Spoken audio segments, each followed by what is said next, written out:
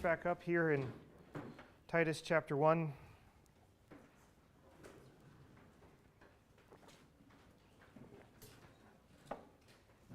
I have left up the notes from last week.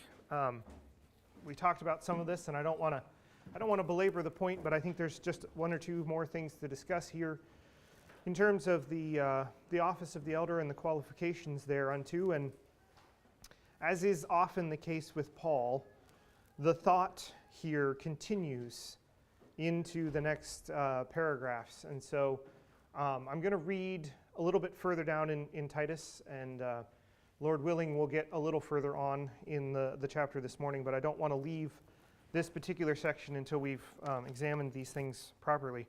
So I'm going to read Titus chapter 1, beginning in verse 5, and I'm going to go down through verse 16. For this reason I left you in Crete, that you would set in order what remains and appoint elders in every city as I directed you.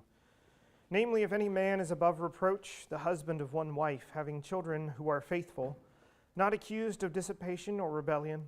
For the overseer must be above reproach as God's steward, not self-willed, not quick-tempered, not addicted to wine, not pugnacious, not fond of sordid gain, but hospitable, loving what is good, sensible, just, holy, self-controlled, holding fast to the faithful word which is in accordance with the teaching, so that he will be able to both exhort in sound doctrine and to refute those who contradict.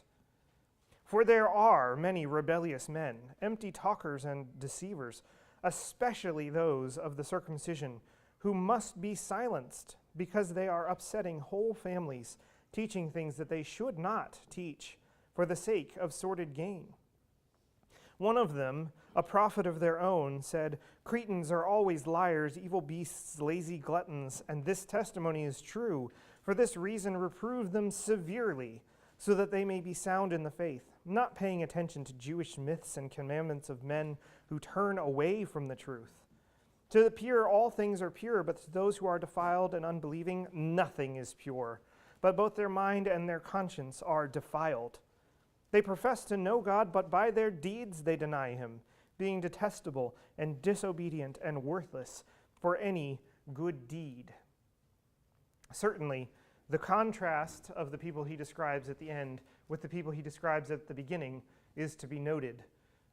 What he describes there, the idea of being detestable, disobedient, and worthless for any good deed, I think you can read that and assume the opposite is what he's looking for in an elder.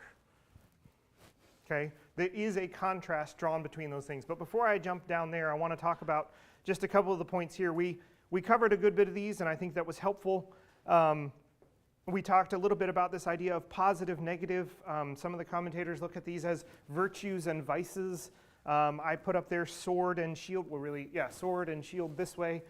Paul takes the negative first and then the positive. I don't really make a theological point of that. I'm not trying to fill out a commentary. So I did put these a little bit out of the order that he had in order to lump together some of the things. Obviously, he takes this first and this last. And we did talk about 1 Timothy 3, where we see a very similar list. He does not have two of the items that are in this list, not because he didn't think they were important. He just didn't put them in that particular list to Timothy. So I want to talk about a few of the items in particular here as we go forward, unless there was a particular question or thought from last time that I've missed. Yes? I wasn't following along because I didn't have my glasses, but what's pugnacious? I think that your translation says that, and it's not on the list, and it's not in my Bible either. Yeah, so the New American Standard, which is the Bible I normally use, and I probably should pick a different one soon, doesn't translate these as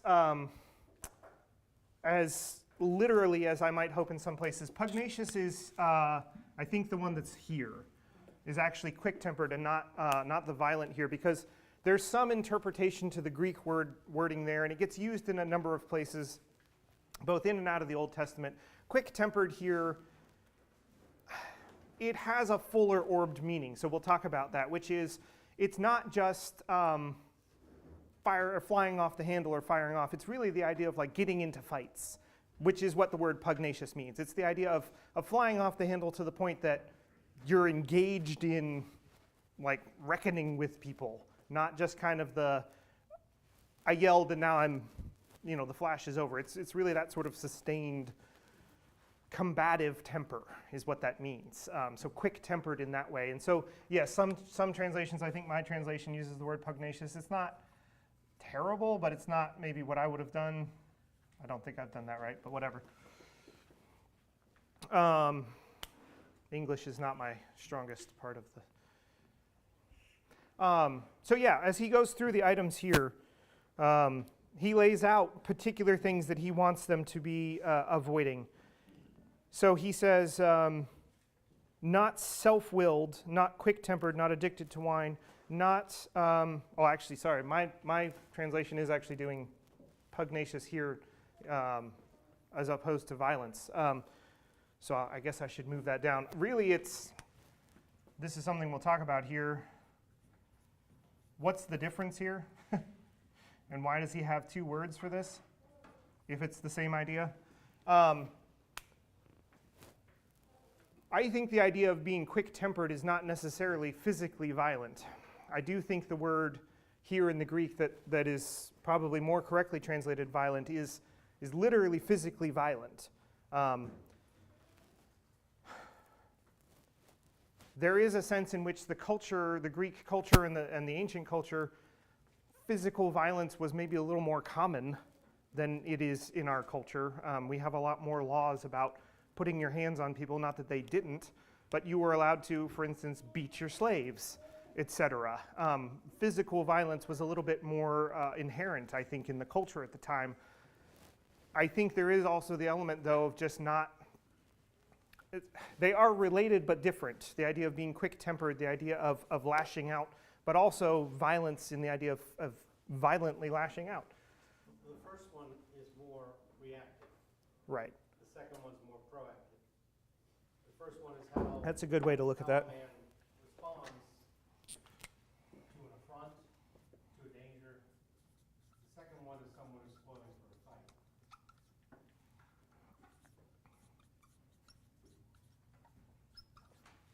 Someone who, I think at least one of the ones I was looking at said we could think of this one almost in the idea of bullying, the idea of going forward in a rough way, both physically and emotionally, going around like a bully in that way, and effectively intimidation, if you like, in that sense.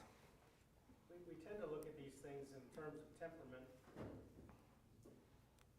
but I think we need to remember that further down the passage you read, the elders are called to reprove severely.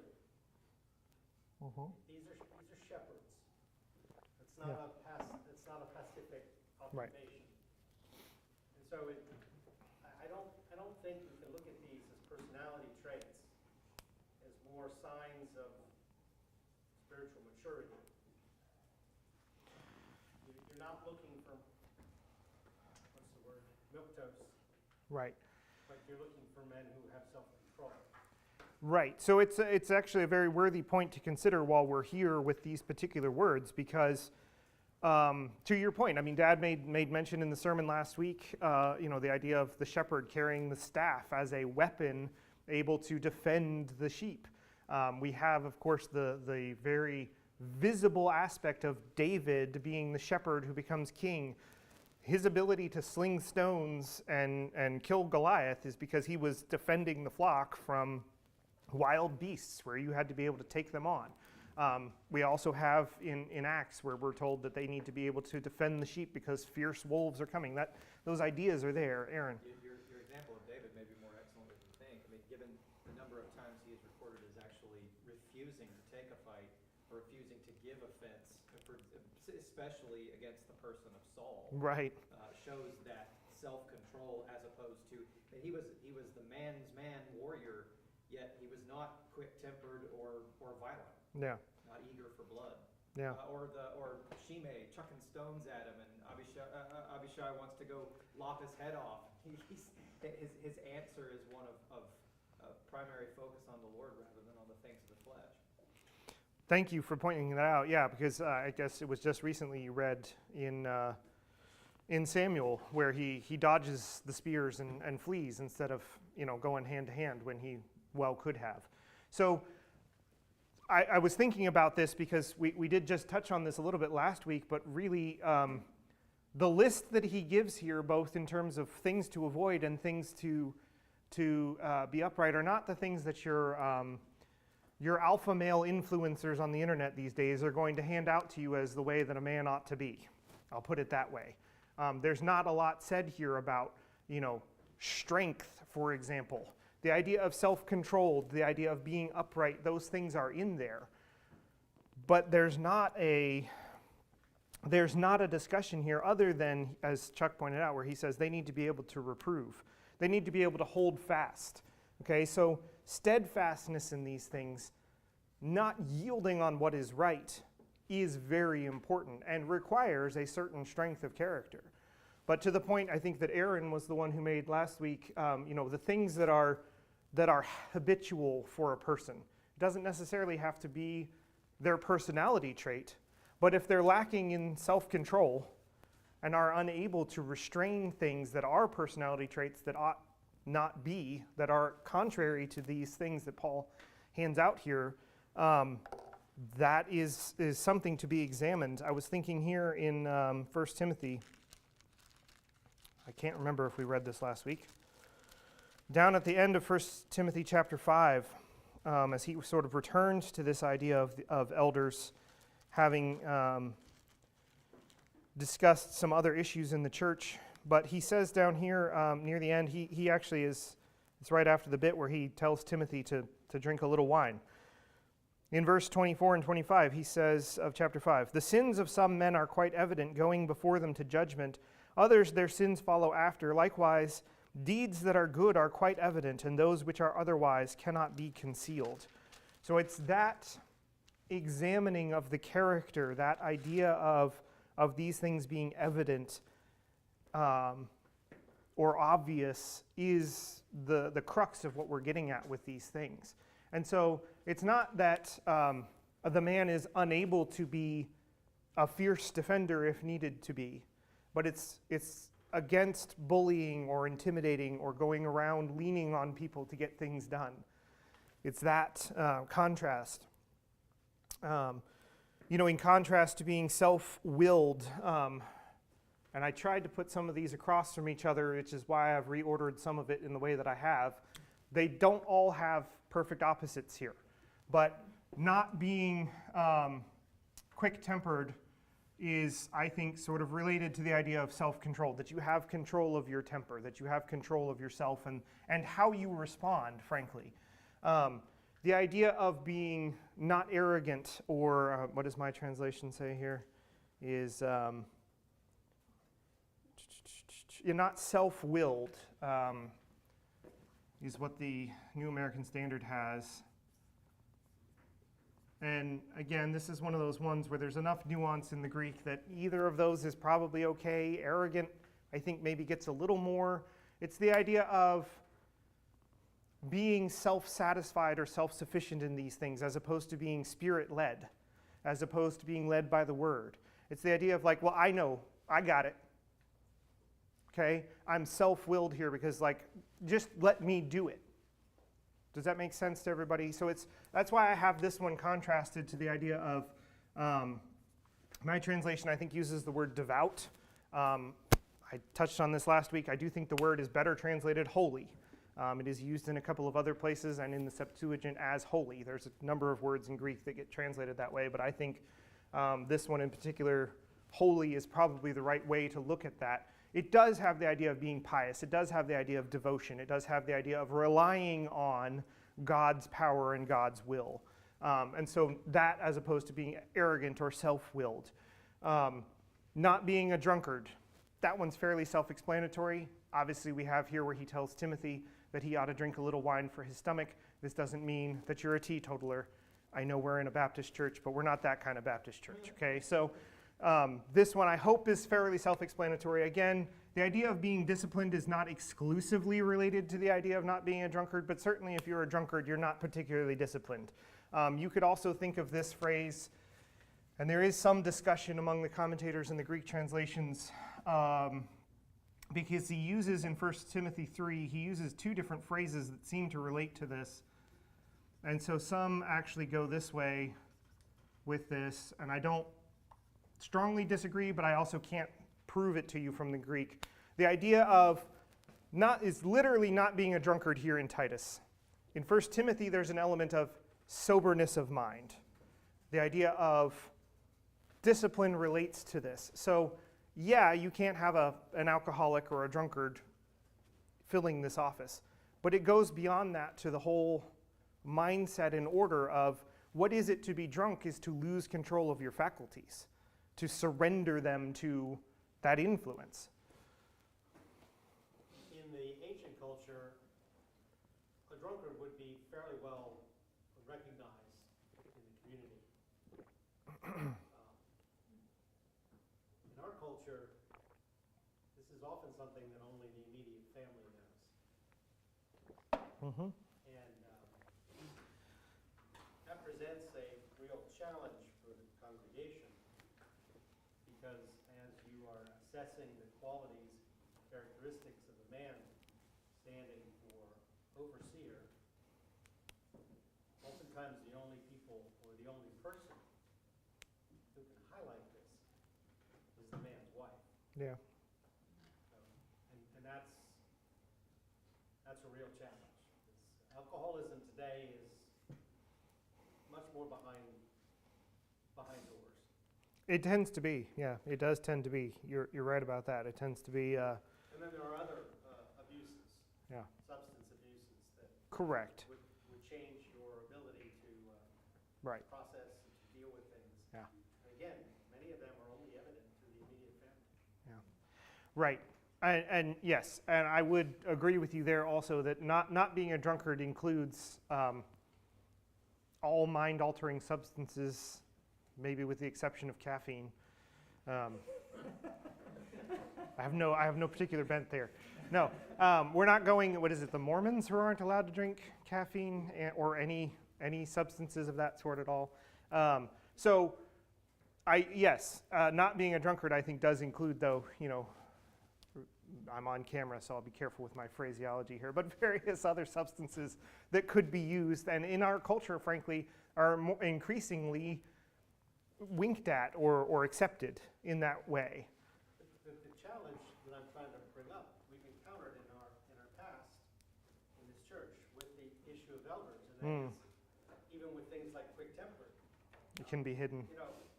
Some of these things are only evident inside the home, and that raises the ethical challenge for the woman, the wife. We're looking at putting someone in overseeing capacity in the church, but this is her husband. Yeah. And that gets really tricky. And we've had trauma in the past because characteristics were not made known, and a man was put into the office of elder who actually did not meet the characteristics, but outwardly everyone else would have said, yes, fine. Right. I can certainly understand that. I don't know that I have, from reading this or from digging into this, a particular answer to that challenge, other than the necessity that the entire body, the wife of the man included, do these things in honesty and in integrity before the word. There is very much a sense in which, and we actually discussed this when we were talking about the book we were reading on the pastoral office. There is a challenge related to that, I think, which is that the Scripture tends to demonstrate these things in a best case scenario. It talks about these things in this is the expected high standard. As we mentioned last week, who is sufficient for these things? I mean, we are human beings. The idea of being above reproach, the idea that he highlights in 1 Timothy 5, where I just read, the idea that by and large these things will be evident, we have to accept that at some level. It's hard to make a decision otherwise. Gabrielle. I think that's why hospitality is so important, because yes, the wife might give a clue, but as long as you're giving your service to others in and out of the home, that will probably become apparent of your attitude. That's a reasonable point. I mean, the elder is not meant to be a person unknown to the congregation or for whom the congregation and the community is unfamiliar.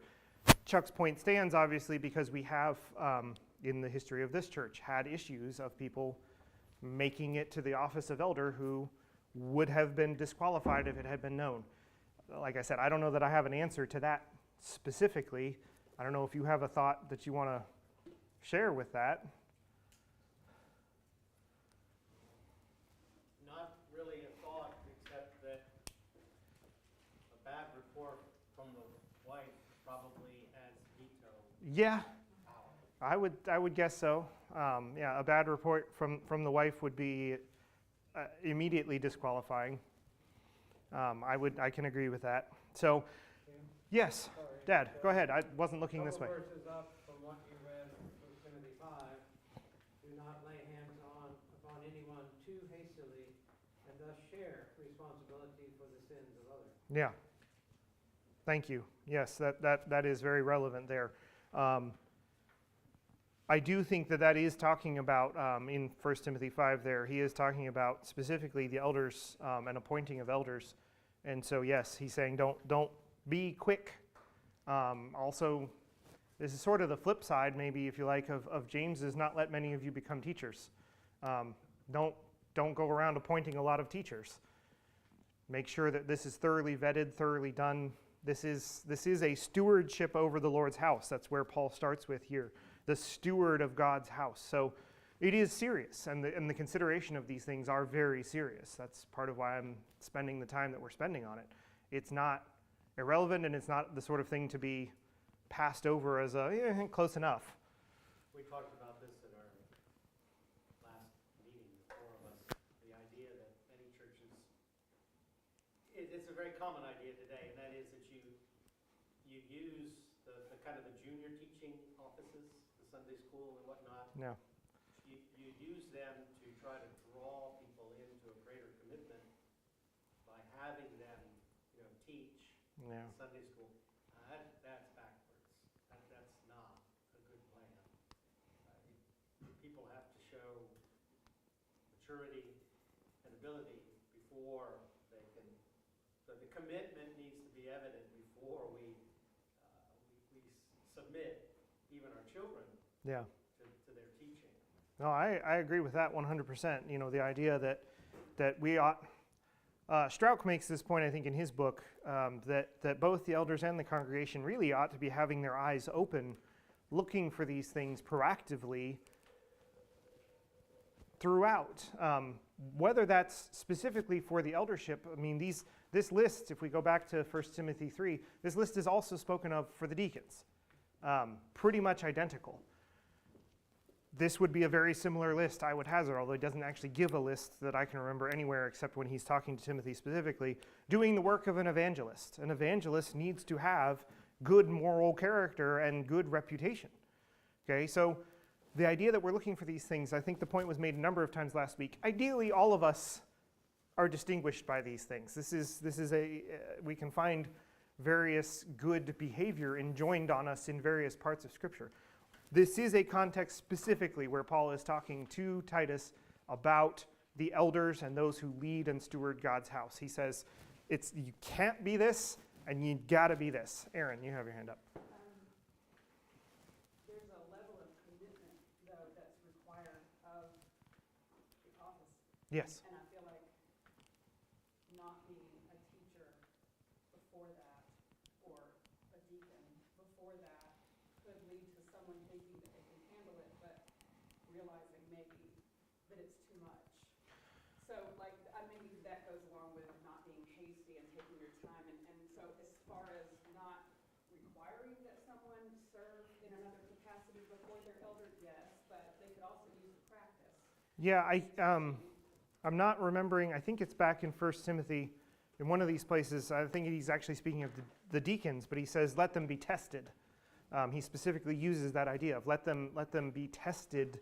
It doesn't really give a lot of qualifications, but I can agree with the idea that some level of responsibility or commitment before fully endowing all of that on them is prudent and even has some scriptural basis to it. As I think that's part of what Chuck was pointing out, the idea that they are committed to do these things before we go all the way is important. But again, not strictly or only for the deacon or for the eldership or the deacons, but in all respects of service in the church. So before we completely run out of time, I do want to run through the rest of these. I think we've talked about most of the knots. He says not greedy for gain or sordid gain is the phrase I think that's used in a couple of places. And it's also there in 1 Timothy. He points it out again here in this paragraph I read about the circumcision party coming in. He says they're doing these things in order to gain for themselves. Okay, and so Dad pointed out the place, I think last week it was, in 1 Peter, free from the love of money. The love of money is the root of all sorts of evils.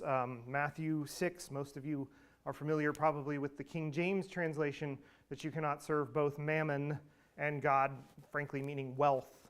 You can't serve wealth or money and serve God. Jesus lays that out just that bluntly. So the idea of being free from greed or desire to gain, and I actually think the desire of gain here is the phrasing that's used by Paul, and given the way that he uses it down in this next paragraph, I think it's not exclusively money. I think actually you could extend this idea of greed for sordid gain to the idea of influence, the idea of power. Those are things that people often are greedy for, especially those who gravitate toward leadership roles. Most of you have been around in the world long enough to have seen this either in politics or at work or even in families, all sorts of places. So sordid gain I don't think is exclusively to money. Certainly that's involved, as Peter reminds us, but the idea of sordid gain wraps up all of these things. Did I miss? Okay. So free of controlling passions. And this goes back, I think Chuck pointed out, the idea of self-controlled. And I lumped these together.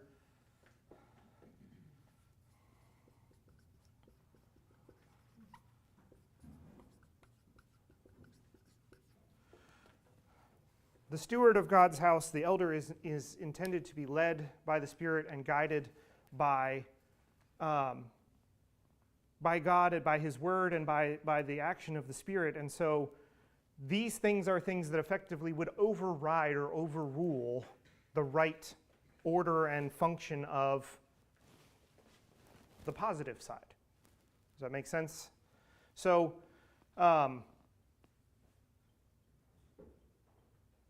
as we turn our attention here to the positive side, I think we've talked about a number of these. I'm going to read the list here. Yes, go ahead. Just came to mind, Philippians 1, Paul talking in his own defense, but he's saying some are preaching Christ even from envy and strife, and later saying the former proclaim Christ out of selfish ambition rather than from pure motives, thinking to cause me distress in my imprisonment. It's to me, I mean, that controlling passions, they're preaching Christ just to get at Paul, to discredit his ministry.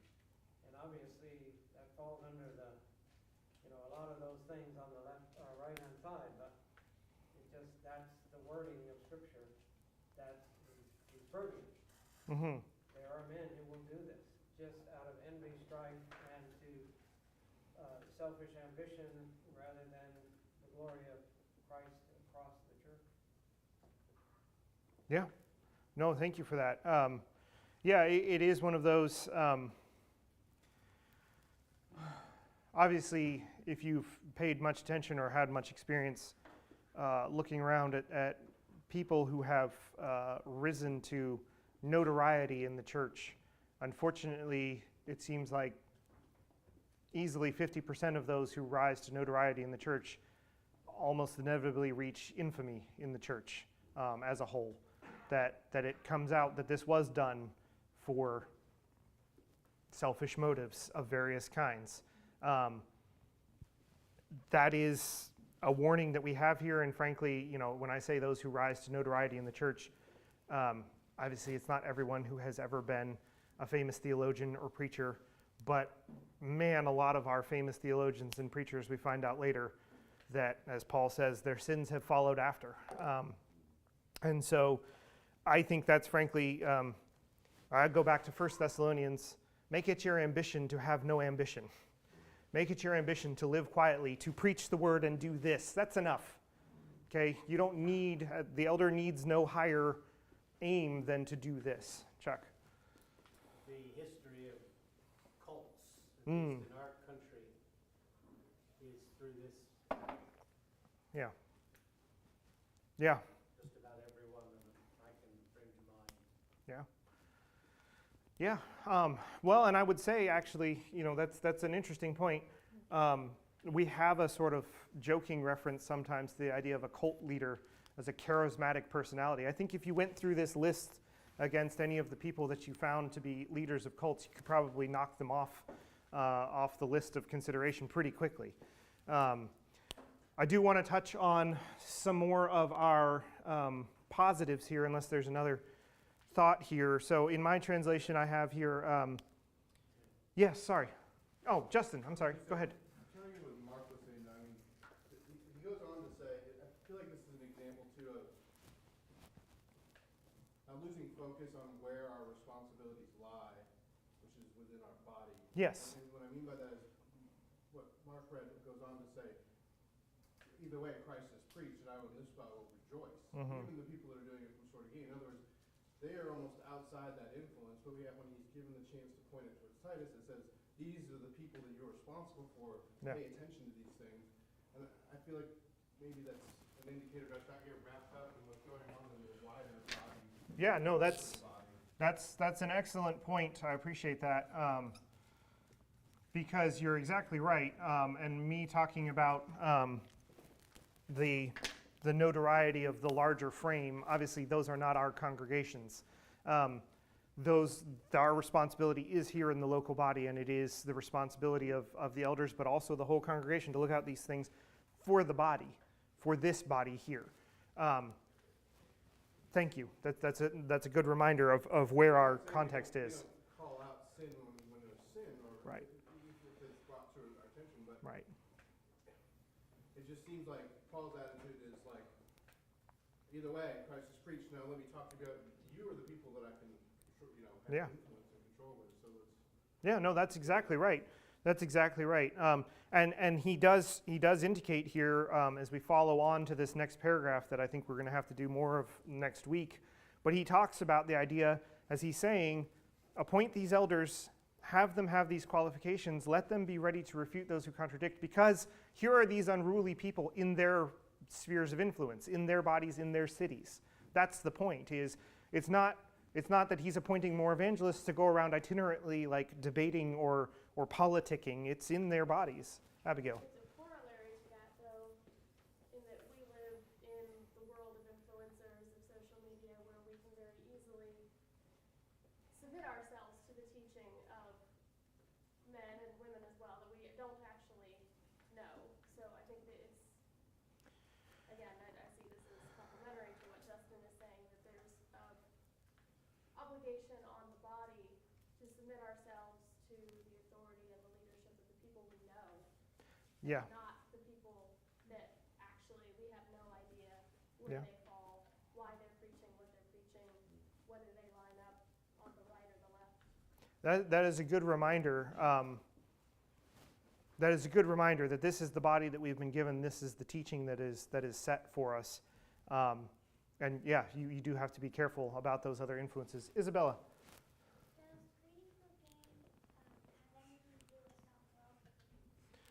Yeah, greedy for gain certainly could be related to self-willed. Paul highlights them separately, but yes, being self-willed, your self being driven by greed, would certainly qualify there. Yeah, that's a reasonable way to look at that. So yeah, he does highlight here, and I appreciate the reminder, because it is for the local congregation that these things are set, and it is the localities that will have these responsibilities and these things to do. So as we look at the other items here, we have talked a bit about being holy or devoted or self-controlled. His first one that he starts with, and I've got it down here last, is hospitable.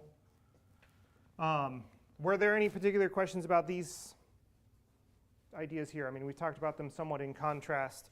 The idea of being upright is I think closely related. I believe it's this one, and I can't remember which two it is that aren't in 1 Timothy. I think this is one of the ones that's not in 1 Timothy. Again, not because it's not necessary, but the idea of being upright, the idea of being visibly doing good works, I think is part of what that means. Not in a performative way, but that it is in your habit, it is in your intention, because you are not self-willed, because you are self-controlled and you are walking by the Spirit, that will be manifest. I appreciate it being across from nonviolent. If violence is the proactive and giving offense, then thoughts are on what is right. Yeah, Proactively doing what is right as opposed to proactively doing what is wrong. I was trying to figure out if I could make this list, be across from each other. I didn't feel like they all had a one-to-one in that way. But yes, if that idea is going around being intimidating or leaning on people, this is related to that in the sense of markedly absent in that, of being, it doesn't actually use the word here, peaceable, but I think the idea of peaceable could be related to some of this. Oh yeah, it's actually, these two are not in 1 Timothy. I did leave myself a note.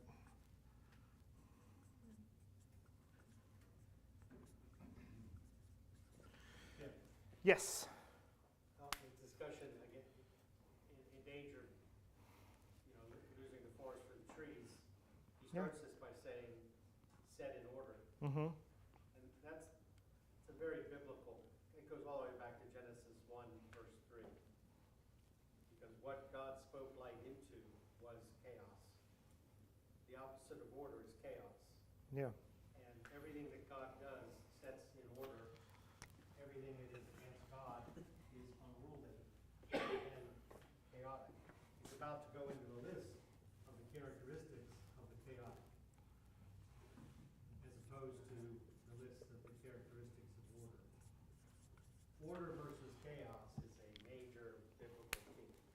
As I hope we will be finding out on Thursday, probably, with your kingdom discussion. But yes, I appreciate that point, because I don't want to lose the point for the trees here. It is very much two elements, and I put sword and shield in the sense of we guard against these things. This is proactively or outwardly done in a way that is visible. Aaron. Also, the negative side is, I would say that's like a picture of the narcissist, the one that's only, and so if you're only concerned for yourself, you have to leave the body behind, and so it creates a chaos. So it really is chaos and order, where if you're all those things on the positive side, you are putting yourself last, putting others before you. And then the two on the bottom that are able to encourage or exhort, and able to rebuke. I feel like the able to rebuke could be on that side too. It could. I'm certainly making a choice by putting it in blue under here. And he doesn't phrase them in a not doing. This is still proactively able to do this in a way that is defending the body. Abe. It strikes me that all these things are for everybody. Yeah. This is not just for elders. I know we're talking about elders specifically. Sure. But this is for everybody. I mean, it doesn't give me an excuse because I'm not an elder that I want to be missing some of this items. That is for all of us, male, female, children. Yeah. It seems to me that I was looking for certain folks who have reached this level of maturity. Maturity is an excellent word to draw out there, and I will agree with you. However, this bracket here, I think, is what is distinguishing the elder, which is not to say able to encourage or exhort, holding fast to the true word, able to encourage or exhort, and able to rebuke or reprove. I will say that all of the body should be able to. We read elsewhere, you should have no need of anyone to teach you. And yet, we are given teachers, we are given instructions that these men in particular should be able to reprove. He goes on to give an example of exactly the kind of people they need to be able to combat. It goes back to the idea of being the shepherd. It goes back to being able, leading positively and leading offensively to ward off those things. This is related specifically, I will hold, not that this is impossible for a member of the congregation to be able to, for example, give a defense for the hope that they have. That is all our job. I mean, I don't understand. We Sorry. are all going to have to help one another, exhort one another, watch out for one another, because sometimes elder can't do it all. Okay. If we see some of our brethren doing something, we ought to be able to speak to them. So, yes and no. I'm going to take Ariel's comment and then I'm going to come back. We're getting down on time, but go ahead. I think a young believer will struggle to do that and potentially make a fool of themselves trying to encourage and exhort when they are in need of more maturity. So not all can right away. Some will be coming to the Lord and have to deal with changing those negative behaviors. Yes, and we did touch on this a little bit last week, the idea that we go back to his starting idea of being above reproach, having a good reputation. He talks about in other places the idea that some of you were drunkards, some of you were various things. I frankly think, just to put it plainly, that would be disqualifying. Having that past, you are redeemed, you are able to do these things, but it is going to open you to reproach, having that element behind you. And to your point, maturity in being able to do these things is critically important. Chuck? What separates an elder from the rest of the body is ultimate responsibility. But Ephesians 4 gives the responsibility of equipping the saints for the work of ministry to the pastor-teacher. Right. So I agree with it. But it's the elder's responsibility not to fight every single battle. Mm-hmm. I mean, frankly, if a wolf shows up and one of the sheep gives him a good kick in the jaw, amen. Yeah. You know, but if the elders, and this I think has been very typical in modern church, the elders don't equip the saints to do that. And the saints or the sheep in turn look to the elder to do it all. Yeah. Mark and I and whoever will come alongside us, we will be given account on how well we equipped the saints to do the work. This is the work of the ministry here. Right. And I agree with that. This is everybody's responsibility. The elders are simply, hopefully, examples of maturity and those who equip. So yes, again, I agree with that, and I agree with the idea, and I was thinking about that it is to equip the saints for the ministry. If the elders have raised a congregation such that all of them are distinguished by these things and able to do this, wonderful. That is what they are meant to do. But as Chuck points out, it is a responsibility of the elder. The elder is responsible for, it says steward over God's house. He says elsewhere, able to rule well. I think it's in 1 Timothy 5. The idea is that the elders have the responsibility over this local body in its behavior. Is it distinguished by these things? This is the responsibility of the elders by doing this and doing this, is to equip all of the members of that body. The members of the body, we just came from 1 and 2 Thessalonians. The members of the body also have their responsibility to be active in these things. They do. That's not negated by the elders' responsibility over the body. Does that make sense? Aaron? Could we not characterize all of the men in our church